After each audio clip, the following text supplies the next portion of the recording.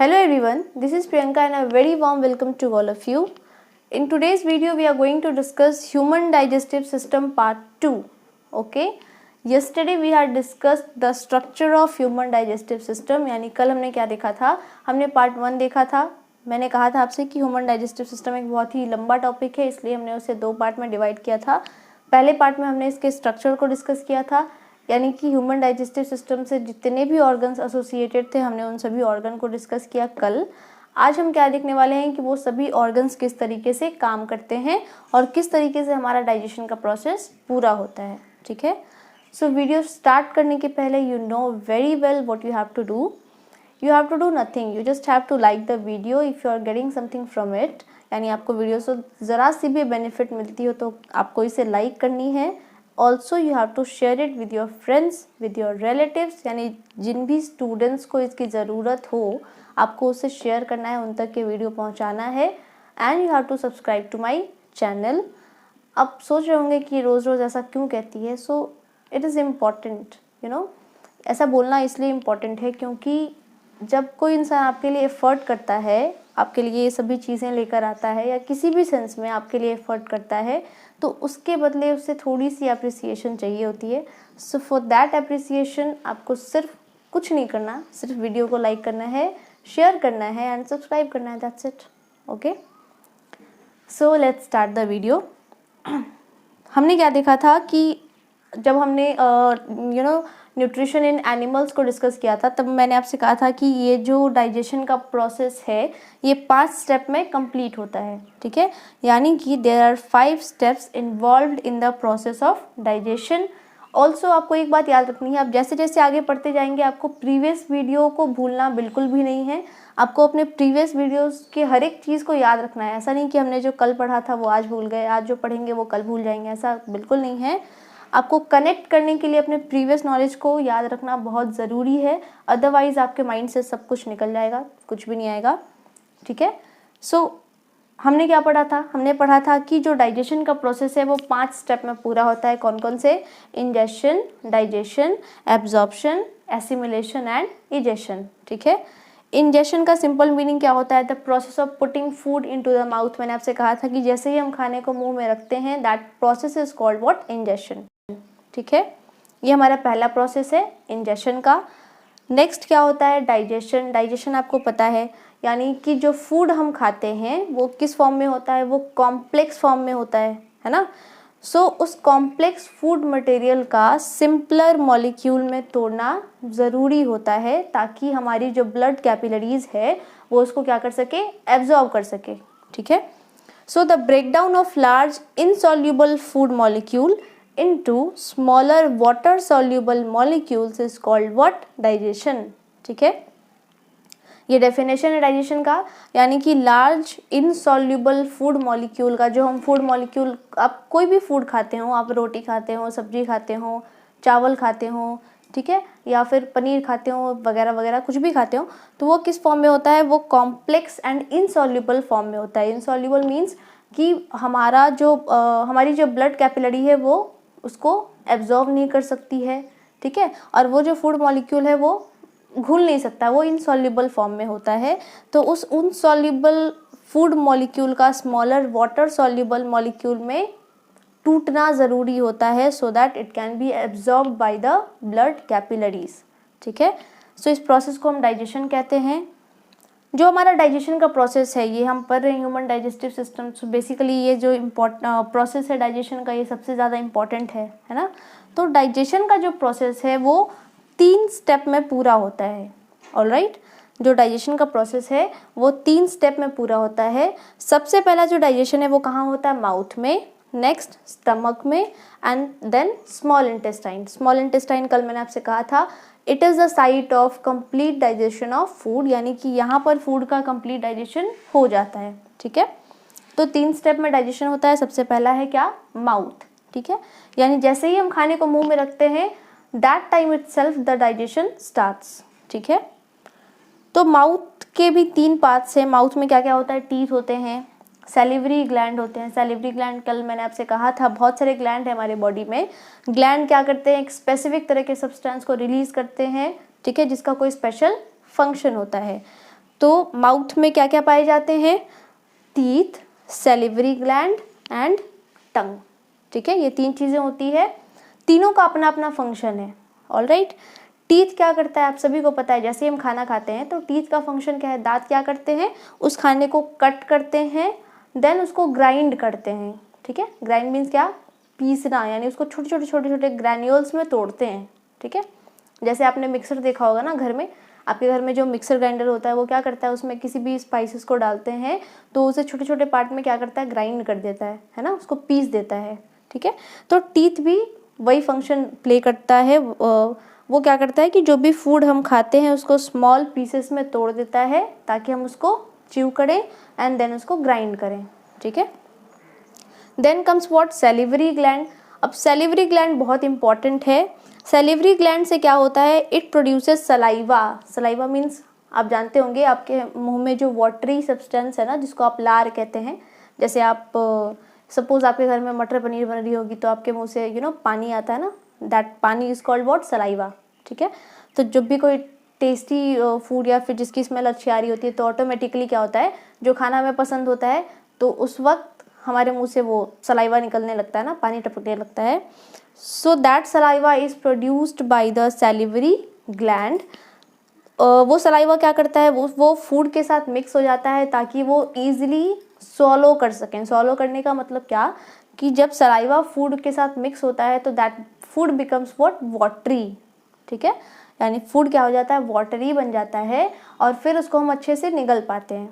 ठीक है, जब फूड के साथ पानी मिक्स होता है तो उसको निगलने में आसानी होता है, ये बात तो आप समझ रहे होंगे।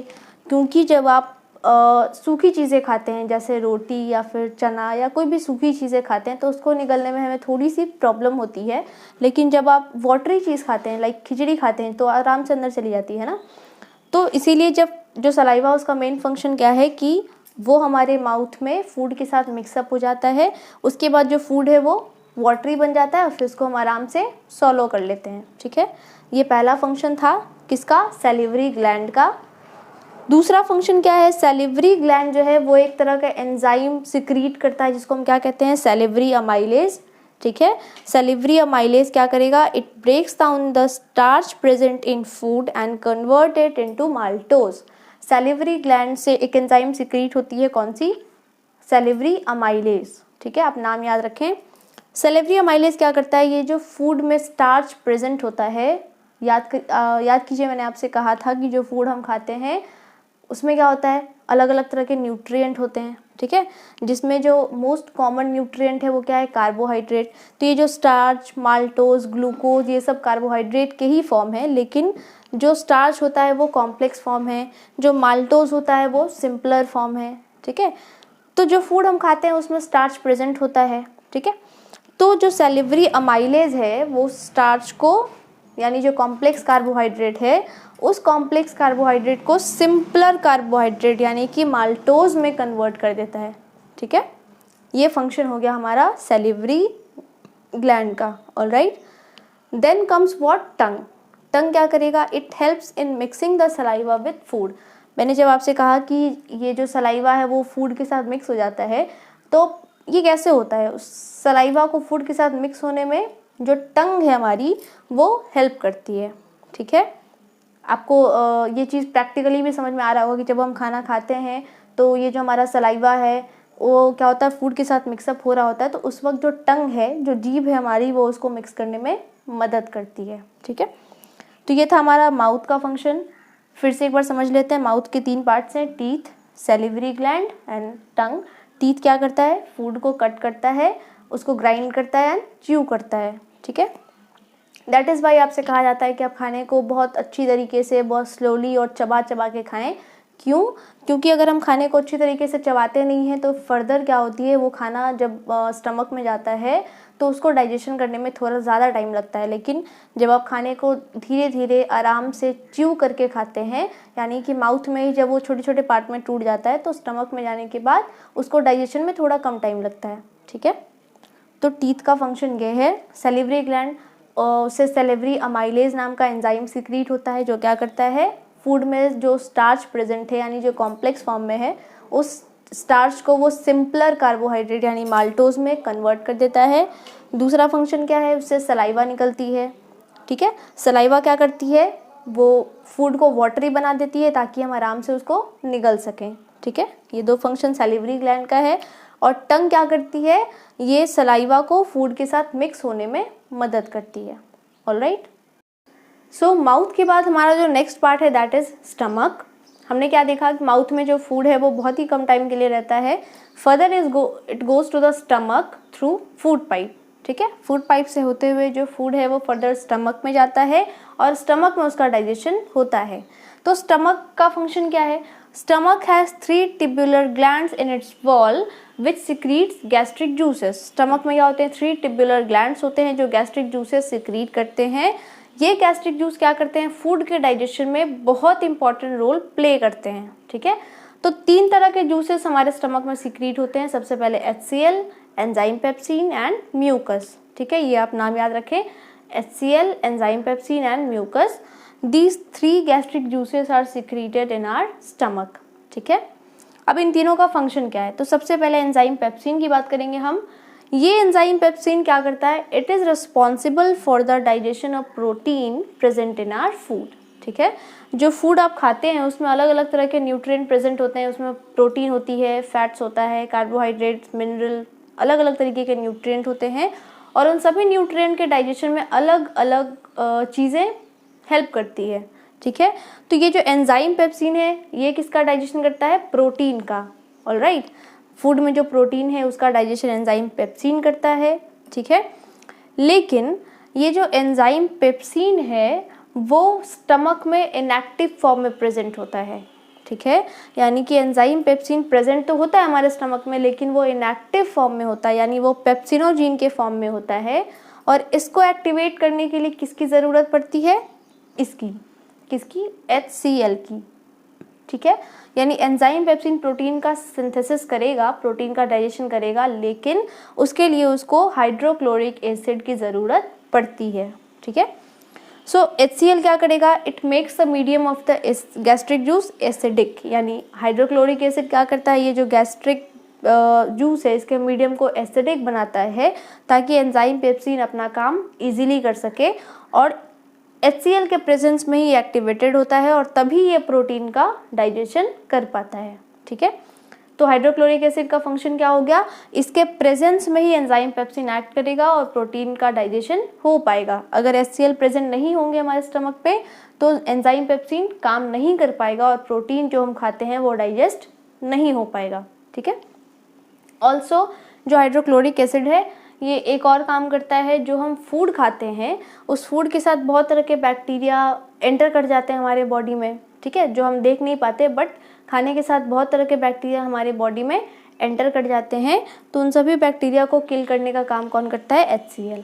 ठीक है, नाउ म्यूकस का रोल क्या है, it helps to protect the stomach wall from its own secretion of hydrochloric acid. ठीक है, म्यूकस क्या करता है कि जो हमारे स्टमक में HCl सिक्रीट होती है यानी हाइड्रोक्लोरिक एसिड सिक्रीट होती है, ये म्यूकस इसी के सिक्रीशन से यानी अपने ही सिक्रीशन से स्टमक को प्रोटेक्ट करता है। ऑलराइट, क्यों करता है protect, if it is not secreted HCl will cause the erosion of inner lining of stomach leading to the formation of ulcers in the body। यानी कि अगर ये म्यूकस हमारे स्टमक में सिक्रीट नहीं होगा तो क्या होगी, हमारे जो स्टमक का इनर लाइनिंग है ये इनर लाइनिंग क्या होगा, HCl के प्रेजेंस की वजह से ये इरोडेड हो जाएगा। ठीक है, और इसकी वजह से अल्सर नाम की प्रॉब्लम हो जाएगी। आपने सुना होगा पेट में अल्सर हो जाती है। ठीक है, यानी सूजन हो जाती है पेट में। तो ये अल्सर क्यों होती है, अगर म्यूकस सिक्रीट नहीं होगा राइट अमाउंट में तो ये HCl क्या करेगा, क्योंकि ये एसिडिक है। ठीक है, और एसिडिक आपको पता है ये जलाने का काम करती है, जलन होती है ना पेट में। तो म्यूकस HCl के सिक्रीशन से हमारे स्टमक के इनर लाइनिंग को बचाता है ताकि क्या हो, हमारे स्टमक में किसी भी तरीके की प्रॉब्लम ना हो। ठीक है, तो यहाँ से आपको समझ में आ रहा होगा कि जो एसिडिटी की प्रॉब्लम हो जाती है कई बार लोगों को, वो क्यों होती है। तो एसिडिटी की प्रॉब्लम इसी वजह से होती है जब म्यूकस राइट अमाउंट में सिक्रीट नहीं होगा हमारे स्टमक में तो क्या होगा, जो HCl है इसका अमाउंट बढ़ जाएगा और इस वजह से स्टमक में क्या होगी, जलन होने लगेगी, एसिडिटी की प्रॉब्लम होने लगेगी। ठीक है। या फिर क्या होता है, जब हम ज़्यादा अमाउंट में एसिडिक फूड खा लेते हैं, जैसे स्पाइसी फूड या टी, कॉफ़ी, अनियन, गार्लिक, इस तरीके की चीज़ें, चॉकलेट्स, तो ज़्यादा अमाउंट में जब हम इस तरह की चीज़ें खाते हैं, साइट्रस फ्रूट, ठीक है, जिसमें भी एसिड प्रेजेंट होगा, तो उस वक्त भी क्या हो सकता है, एसिडिटी की प्रॉब्लम हमें हो जाती है। ठीक है।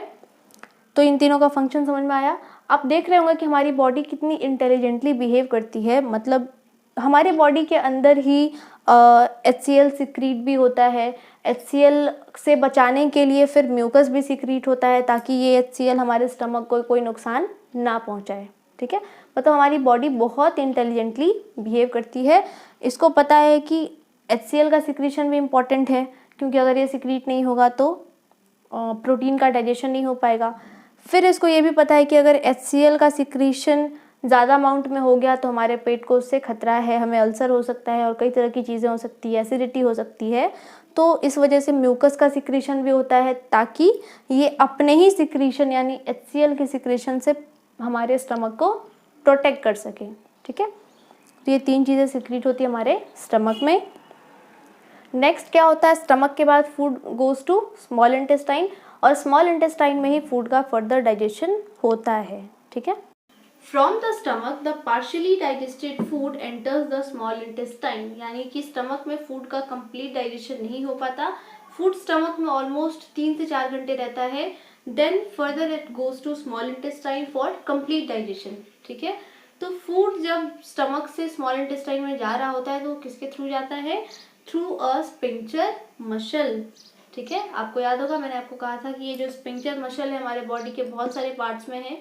जैसे हमने फूड पाइप में पढ़ा था कि फूड का मूवमेंट जब होता है तो स्फिंक्टर मसल क्या करते हैं, कॉन्ट्रैक्ट एंड एक्सपैंड करके उस पैसेज को ओपन और क्लोज करते हैं ताकि जो मूवमेंट है फूड का वो इजीली हो जाए। ठीक है।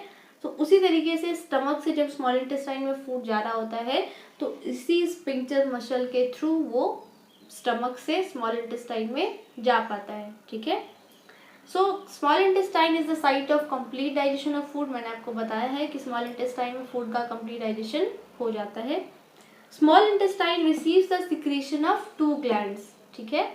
जो स्टमक था, स्टमक के अंदर ही हमारे गैस्ट्रिक जूसेस सिक्रीट हो रहे थे, लेकिन स्मॉल इंटेस्टाइन क्या करता है, 2 ग्लैंड के सिक्रीशन को रिसीव करता है। ठीक है। यानी स्मॉल इंटेस्टाइन में 2 ग्लैंड कौन कौन से, लिवर एंड पैनक्रियाज। ठीक, ये दोनों ग्लैंड हैं।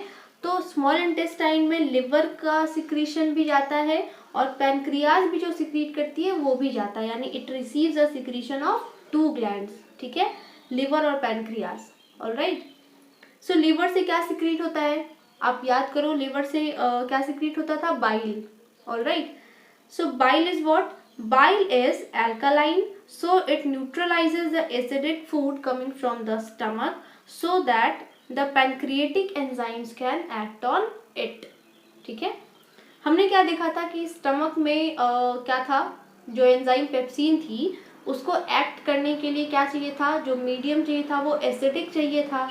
ठीक है, इसीलिए HCl का सिक्रेशन होता है हमारे स्टमक में ताकि एंजाइम पेप्सिन काम कर सके।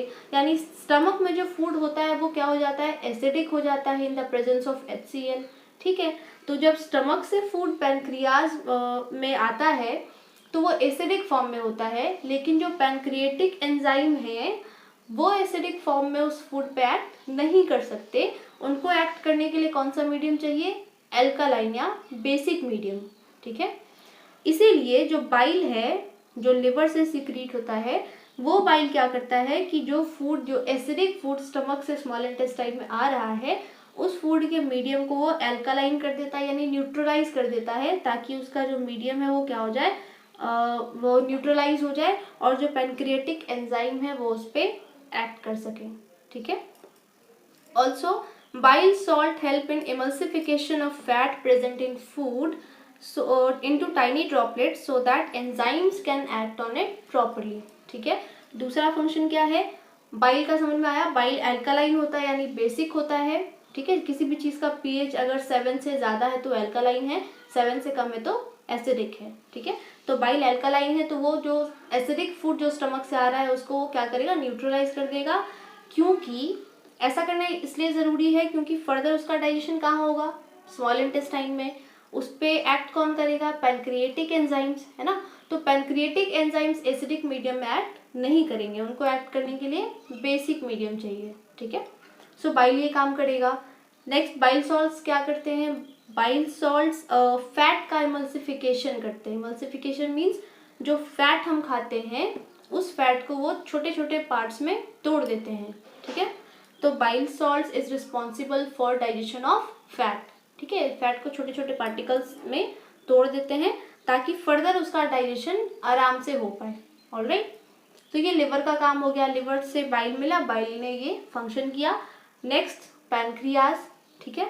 पैनक्रियाज में क्या होते हैं, पैनक्रियाज भी पैनक्रिएटिक जूस को सिक्रीट करता है। मैंने आपको बताया था हर एक ग्लैंड कोई स्पेसिफिक तरह के सब्सटेंस को सिक्रीट करते ही करते हैं। जैसे लिवर बाइल को सिक्रीट करता है, ठीक वैसे ही पैनक्रियाज भी पैनक्रिएटिक जूस को सिक्रीट करेगा। उस पैनक्रिएटिक जूस में क्या होंगे, डाइजेस्टिव एंजाइम्स होते हैं, ठीक है। कौन कौन से डाइजेस्टिव एंजाइम होते हैं, 3 तरह के आपको मैंने नाम बताया था, pancreatic amylase, trypsin and lipase, ठीक है। अब इन तीनों का फंक्शन क्या है, अमाइलेज क्या करता है, it breaks down the starch और कार्बोहाइड्रेट इनटू स्मॉलर पार्टिकल्स।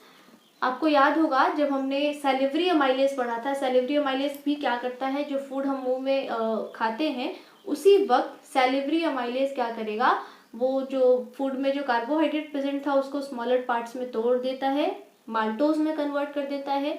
लेकिन फूड जो है वो माउथ में बहुत कम टाइम के लिए रहता है, इसलिए उसका जो कार्बोहाइड्रेट था वो पूरी तरीके से डाइजेस्ट नहीं हो पाता। फर्दर वो जो अनडाइजेस्टेड फैट था या माल्टोज था, वो माल्टोज कहाँ आएगा, जब स्मॉल इंटेस्टाइन में आता है, क्योंकि स्टमक में भी उसका डाइजेशन नहीं हुआ, स्टमक में तो सिर्फ प्रोटीन का डाइजेशन हुआ ना। तो वो जो अनडाइजेस्टेड माल्टोज था उसका फर्दर डाइजेशन कौन करेगा, पैनक्रिएटिक अमाइलेज, ठीक है। अमाइलेज क्या करेगा, वो कार्बोहाइड्रेट को स्मॉलर पार्टिकल में तोड़ेगा, ऑलराइट। नेक्स्ट ट्रिप्सिन, ट्रिप्सिन क्या करता है, it helps in the further digestion of protein that began in the stomach, ठीक है। यानी स्टमक में एंजाइम पेप्सिन ने जो डाइजेशन स्टार्ट किया था प्रोटीन का, उसका फर्दर डाइजेशन कौन करेगा, ट्रिप्सिन, ठीक है। Then lipase, lipase breaks down the emulsified fats. हमने अभी भी पढ़ा कि जो बाइल सॉल्ट्स है जो लिवर सिक्रीट करता है, वो बाइल सॉल्ट्स क्या करते हैं कि फैट को इमल्सिफाई कर देते हैं, मतलब छोटे छोटे पार्टिकल्स में तोड़ देते हैं। बाद में वो इमल्सिफाइड फैट को पूरी तरीके से डाइजेस्ट कौन करेगा, लाइपेज, ठीक है। तो ये सारी चीज़ें आप कंफ्यूज मत होना, इसीलिए बायोलॉजी में हर एक चीज़ जानना बहुत इंपॉर्टेंट होती है, क्योंकि छोटी छोटी चीज़ें अगर हम मिस करेंगे तो फिर हमें समझ में नहीं आता कि कॉन्सेप्ट क्या था। तो एक बार फिर से क्विकली देख लेते हैं, हमने क्या क्या देखा। हमने देखा कि माउथ में फूड बहुत कम टाइम के लिए रहता है, वहाँ पे सिर्फ सैलिवरी अमाइलेज क्या करती है, जो कार्बोहाइड्रेट है उसको सिंपलर कार्बोहाइड्रेट यानी माल्टोज में तोड़ती है। फर्दर जो फूड है वो कहाँ जाता है, स्टमक के पास। स्टमक में 3 चीज़ें सिक्रीट होती है, HCl, enzyme pepsin and mucus, ठीक है। एंजाइम पेप्सिन प्रोटीन का डाइजेशन करता है, लेकिन उसको डाइजेशन करने में HCl हेल्प करता है। तो HCl के प्रेजेंस में जो फूड है वो एसिडिक हो जाता है। अब वो एसिडिक फूड फर्दर कहाँ आती है, स्मॉल इंटेस्टाइन में। स्मॉल इंटेस्टाइन को 2 ग्लैंड का सिक्रीशन मिलता है, एक लिवर, दूसरा पैनक्रियाज, ठीक है। लिवर से क्या सिक्रीट होता है, बाइल। बाइल जो है वो कैसा है, एल्कालाइन है, ऑलराइट। तो एल्कालाइन होने की वजह से वो क्या करता है कि जो फूड का मीडियम है उसको न्यूट्रलाइज कर देता है, यानी एसिडिक फूड को न्यूट्रलाइज कर देता है, ताकि ये जो पैनक्रिएटिक अमाइलेज है वो उसका डाइजेशन कर पाए, ठीक है। ऑल्सो बाइल सॉल्ट क्या करता है कि जो फैट्स हैं उसको एमल्सिफाई कर देता है, ब्रेक डाउन कर देता है। देन पैनक्रियाज का फंक्शन ये है, पैनक्रियाज से पैनक्रिएटिक जूसेस सिक्रीट होते हैं जिसमें बहुत तरह के डाइजेस्टिव एंजाइम हैं। कौन कौन से, एक पैनक्रिएटिक अमाइलेज, दूसरा ट्रिप्सिन, तीसरा लाइपेज। पैनक्रिएटिक अमाइलेज जो कार्बोहाइड्रेट जिसका डाइजेशन माउथ में स्टार्ट हुआ था उसका फर्दर डाइजेशन करता है, यानी उसको सिंपलर पार्ट में तोड़ता है, अमाइलेज। ट्रिप्सिन क्या करता है, जो प्रोटीन का डाइजेशन स्टमक में स्टार्ट हुआ था उसको फर्दर डाइजेस्ट करता है। एंड देन लाइपेज क्या करता है, बाइल सॉल्ट्स ने जिस फैट को ब्रेक डाउन किया था उसी फैट का फर्दर डाइजेशन कर देता है। ठीक है, तो ये तीनों फंक्शंस थे। उसके अलावा the walls of small intestine contains glands which secretes intestinal juice. ठीक है, अब जो स्मॉल इंटेस्टाइन के वॉल्स हैं वो वॉल क्या करते हैं, उसमें भी ग्लैंड्स होते हैं, वो ग्लैंड क्या सिक्रीट करेंगे, इंटेस्टिनल जूस। ठीक है, अब ये इंटेस्टिनल जूस क्या करेंगे, let's see. So intestinal juice contains a number of enzymes which convert carbohydrate to glucose, protein to amino acids and fats to fatty acids and glycerols। ठीक है, यानी जो intestinal juice present होते हैं in the walls of small intestine, वो intestinal juice के अंदर बहुत सारे enzymes होते हैं। वो enzymes क्या करते हैं, कार्बोहाइड्रेट्स को ग्लूकोज में कन्वर्ट करते हैं, glucose is the simpler form of carbohydrate, protein को अमीनो एसिड्स में कन्वर्ट करते हैं एंड फैट्स को फैटी एसिड्स एंड ग्लिसरॉल में कन्वर्ट करते हैं। ठीक है, अब ये glucose, amino acids, fatty acids and glycerol are smaller water soluble molecules, यानी यहाँ पर जाके हमारा जो डाइजेशन का प्रोसेस है वो पूरा हो जाता है। ऑलराइट, नाउ अब हमने क्या पढ़ा था, हमने पढ़ा था न्यूट्रिशन में 5 स्टेप होते हैं। तो सबसे पहला step ingestion, second step digestion, जिसको हमने यहाँ पे कंप्लीट कर लिया। अब क्या होता है, थर्ड स्टेप क्या था, एब्जॉर्प्शन, यानी डाइजेशन के बाद क्या होता है कि जिस फूड का डाइजेशन हुआ है that food is absorbed by the body cells. ठीक है, यानी द प्रोसेस बाय विच, हमारा थर्ड स्टेप है न्यूट्रिशन का एब्जॉर्प्शन। एब्जॉर्प्शन क्या है, the process by which the digested food molecules are absorbed by the blood capillaries through the walls of small intestine. ठीक है, यानी स्मॉल इंटेस्टाइन के walls से होते हुए जो हमारा डाइजेस्टेड फूड है वो ब्लड कैपिलरीज में जब एब्जॉर्ब हो जाता है, यानी जो ब्लड कैपिलरीज है उसको अपने अंदर क्या करती है, एब्जॉर्ब कर लेती है, उस प्रोसेस को हम क्या कहते हैं, एब्जॉर्प्शन।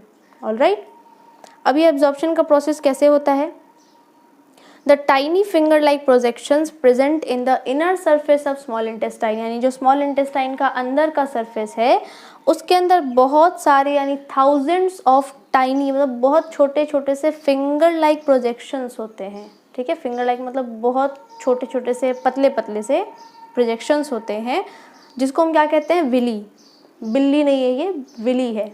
ठीक है, तो ये विली क्या करता है, it increases the surface area with in the small intestine for more efficient food absorption, यानी स्मॉल इंटेस्टाइन के अंदर ये जो thousands of finger like projection जिसको हम विली कहते हैं, आपको यहाँ डायग्राम में दिखा रही होंगी मैं।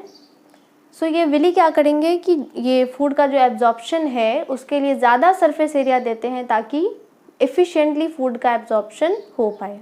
ऑलराइट, तो ये हमारा एब्जॉर्प्शन का प्रोसेस भी पूरा हो गया। नाउ एब्जॉर्प्शन के बाद क्या था, fourth step was assimilation.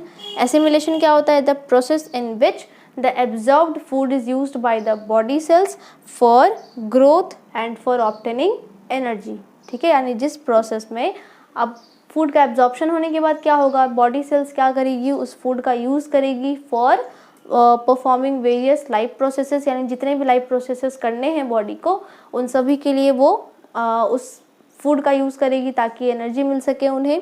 Also body के ग्रोथ के लिए and repair of the body sales, यानी हमारे शरीर में बहुत सारे सेल्स, बहुत हर दिन में बहुत सारे सेल्स डैमेज भी होते हैं, बहुत सारे नए सेल्स भी आते हैं। तो इस तरीके से अगर बॉडी के सेल्स को किसी रिपेयर की ज़रूरत है, फॉर एग्जांपल कोई सेल रैप्चर हो गया है, टूट गया है, या बहुत सारे सेल्स मर भी जाते हैं, तो उस कंडीशन में सेल्स के रिपेयर के लिए भी एनर्जी की ही ज़रूरत पड़ती है।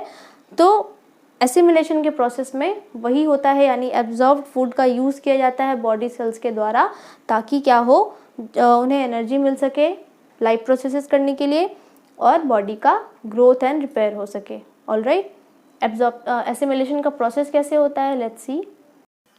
सो हमने क्या पढ़ा कि फूड के एब्जॉर्प्शन के बाद जो ब्लड कैपिलरीज होती है वो उस एब्जॉर्ब्ड फूड को यूज़ करती है ताकि वो लाइफ प्रोसेसेस परफॉर्म कर सके।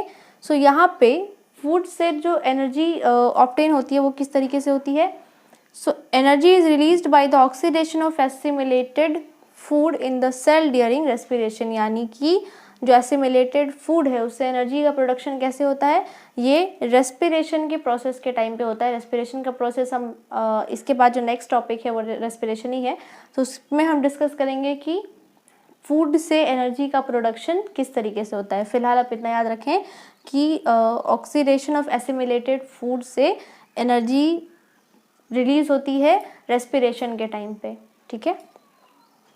ऑल्सो द डाइजेस्टेड फूड, यानी हमने पढ़ा था कि जो फूड हम खाते हैं वो पूरी तरीके से हमारे बॉडी में यूज़ नहीं होता, कुछ ऐसे पार्ट होते हैं जो रह जाते हैं, मतलब एनर्जी ऑब्टेन करने के बाद वो सारी एनर्जी हम यूज़ नहीं करते। तो जो एनर्जी या जो फूड हमारी बॉडी नहीं यूज़ करती वो हमारी बॉडी में स्टोर्ड हो जाती है, कहाँ पे, लिवर में, in the form of glycogen, ठीक है। ग्लाइकोजिन के फॉर्म में जो फूड हमारे बॉडी में यूज़ नहीं होता है वो स्टोर्ड हो जाता है। Alright, now the last process of our digestive system is egestion. Egestion में क्या होता है, the expulsion of undigested food material is called egestion, यानी जो फूड मटेरियल हमारे बॉडी में डाइजेस्ट नहीं होता है वो क्या होता है, हमारे बॉडी से निकल जाता है, and that process is called what, egestion, ठीक है। तो इजेशन कैसे होता है, the undigested food material passes into a wider tube called large intestine, मतलब स्मॉल इंटेस्टाइन में फूड के डाइजेशन के बाद जो फूड डाइजेस्ट नहीं हुआ वो फूड फिर एक वाइडर ट्यूब, यानी एक बड़ा सा ट्यूब लाइक स्ट्रक्चर है जिसको हम लार्ज इंटेस्टाइन कहते हैं, तो वो लार्ज इंटेस्टाइन में जाता है। लार्ज इंटेस्टाइन में भी स्मॉल इंटेस्टाइन की तरफ बहुत सारे फिंगर लाइक प्रोजेक्शंस हैं जिसको हम विली कहते हैं। वो जो विली है वो क्या करती है कि उस अनडाइजेस्टेड फूड मटेरियल में से मोस्ट ऑफ द वाटर को एब्जॉर्व करके रख लेती है ताकि वो जो फूड है वो ऑलमोस्ट सॉलिड बन जाए। देन वो जो सॉलिड फूड है वो फर्दर कुछ टाइम के लिए कहाँ रहता है, रेक्टम में रहता है। हमने पढ़ा था कि वो अनडाइजेस्टेड फूड वो ऑलमोस्ट सॉलिड बन चुका होता है क्योंकि most of the water villi absorb करके रख लेती है। तो वो सॉलिड अनडाइजेस्टेड फूड मटेरियल कुछ टाइम रेक्टम में रहता है, एंड देन रेक्टम के बाद वो एनस के थ्रू हमारे बॉडी से बाहर निकल जाता है। This is the whole process of digestive system, ठीक है।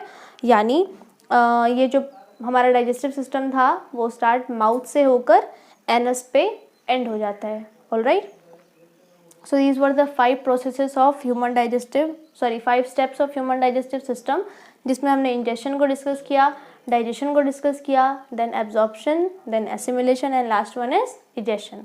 ऑल्सो यहाँ पे आप देख सकते हैं कि जो इजेशन का प्रोसेस है वो भी एक स्पिंक्टर मसल के थ्रू होता है। बॉडी में बहुत सारे स्पिंक्टर मसल्स हैं जो फूड के मूवमेंट में, यानी कि फूड पाइप से लेकर एनस तक जो फूड का मूवमेंट होता है तो उसमें स्पिंक्टर मसल हेल्प करते हैं, ठीक है। So this was it for the video. I really hope कि आपको ये वीडियो अच्छी लगी होगी, आपने कुछ सीखा होगा इससे। If it is so, if you liked it, please like the video, share it with your friends and subscribe to my channel ताकि आपको हर एक वीडियो टाइम से मिल सके। Thank you so much for watching.